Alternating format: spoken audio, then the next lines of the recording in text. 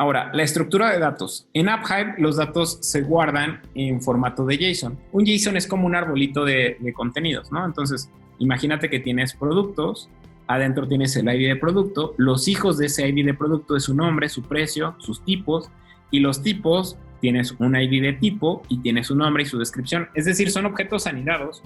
O sea, un producto puedes tener varios productos y en cada producto puedes tener varios tipos y así sucesivamente, ¿no? Esa es la estructura de datos, la estructura que puedes manejar tanto en cualquiera de los 4 tipos de almacenamiento. Puedes manejar esta estructura, que son JSON, son datos anidados. Un ejemplo, imagínate que tienes en productos y tu ID o tu código de barras es producto 1 y adentro de producto 1 el producto se llama camisa, el precio es de 10 y tienes varios tipos. El tipo 1 es chica y la camisa es chica. El producto 2 es pantalón, el precio es 20 y tienes tipo 1, tipo 2, el tipo 1 es mediano y el tipo 2 es chico, ¿no? Entonces, así guardas los datos. Ahora, algo sobre todo para los que ya desarrollan y andan buscando como de cómo asocio las cosas, esto es quizás lo que... De hecho, esto se vuelve muy fácil a quien nunca lo ha hecho y se vuelve un poquito más caos mental a quien ya maneja bases de datos SQL sobre todo. Es la desnormalización. Lo primero que te enseñan en bases de datos SQL es normaliza los datos, no repitas datos. Pero en este tipo de bases de datos, en bases de datos no SQL, la desnormalización es algo muy normal. Aquí pongo un ejemplo. Puedes tener una ruta donde tengas a tus conductores y tengas el nombre del conductor, se llama Pedro, tiene 30 años y tienes la dirección de su casa. Puedes tener a Juan de 42 años y puedes tener la dirección de su casa y la de su trabajo. En otra ruta, cuando tienes los viajes, en conductor guardas Pedro. O sea, no guardas el ID, sino guardas directamente el nombre de Pedro. Esto es muy normal y es lo que lo hace más eficiente. Entonces, no te asuste el tener que replicar datos, porque así funcionan este tipo de bases de datos. Uno de los problemas que tienes a veces también hacia convertir bases de datos, por ejemplo, la base de datos que tienes aquí, convertirla hacia un SQL, hacia un CSV, hacia un Excel, es que las estructuras de los datos es distinto. Este tipo de estructuras, las SQL, las estructuras SQL, tablas, Excel, son estructuras que se mueven en 2 dimensiones, ¿no? Tienes filas y tienes columnas y se acabó. Entonces, si quieres convertir esto a esto, pues al inicio dirás, sí, mira, una columna se llama ID de producto, otra nombre, otra precio, otra tipo. Pero ¿qué pasa aquí? Porque aquí tengo otro anidado y aquí puedo tener N cantidad de tipos y adentro puedo tener otro anidado. Es decir, estoy manejándome en múltiples dimensiones anidadas y esto no se puede meter en una base de datos, en una tabla, ¿no? Hay intentos por quererlo meter en la tabla, como lo que puedes ver que hacemos aquí. O sea, si yo aquí en la base de datos que tengo en Cloud, tengo, por ejemplo, nombre y aquí tengo las direcciones, y entonces yo puedo tener el nombre de la persona y puedo tener direcciones y digamos la representación en 2 dimensiones más apropiada para una base de datos multidimensional es meter una tabla completa ahí. Entonces aquí meto, aquí no le he puesto ningún field para actualizar.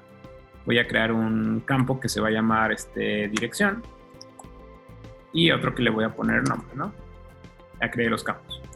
Entonces, si yo aquí en dirección añado, puedo añadir la dirección, calle X y el nombre le puedo poner casa, ¿no? Ahí está. Entonces, si ves ahora toda esta tabla está dentro solamente de esta celda. Esta sería la aproximación mejor que podrías tener de una base de datos multidimensional a una tabla bidimensional, ¿no? Meter toda una tabla dentro de una celda y dentro de esta, en una sola celda, podría estar otra tabla completa y así. ¿Por qué? Porque es una estructura de campos anidada.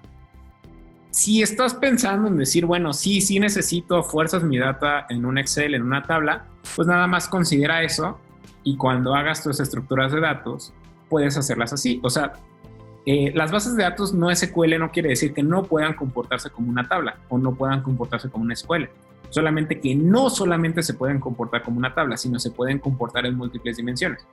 A veces tiene sus ventajas, a veces tiene sus desventajas. Por un lado, las no SQL, que son estas, las que ya veíamos acá, tienen una gran ventaja, que la escritura es lenta, pero la lectura las NoSQL, la escritura es lenta y la escritura es complicada. A veces actualizar campos en muchos lados se vuelve un relajo, pero la lectura es extremadamente rápida y ve la relación. Normalmente yo escribo una vez y lo leen miles de veces.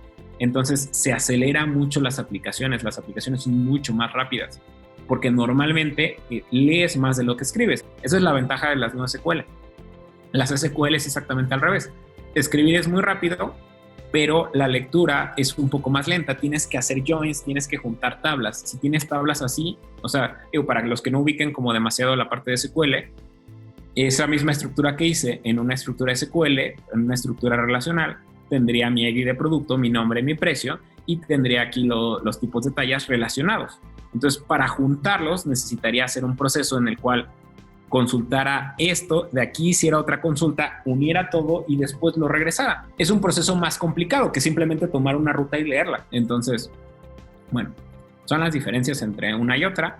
Y puedes acabar haciendo un mix entre ambas. O sea, puedes guardar una parte de datos, transformarlos, hacerlo rápido. Puedes sacar un poco de ambos mundos, ¿no? Un poco de cómo sería, que de hecho lo que vamos a hacer ahora es una estructura no SQL, la base de datos. Cambia un poco la forma en la que lo planteas. Normalmente cuando vas a hacer una aplicación con SQL, primero estructuras la base de datos, después haces tus funciones y al final haces tu interfaz. En las no SQL es al revés. Primero haces la interfaz, después haces las funciones y al final estructuras la base de datos. ¿Por qué funciona así? Porque una buena base de datos en NoSQL debes de hacerla de tal forma que en una sola consulta, es decir, en esta página, debería de poder hacer una sola consulta donde yo me trajera todos los datos de ese usuario, ¿no?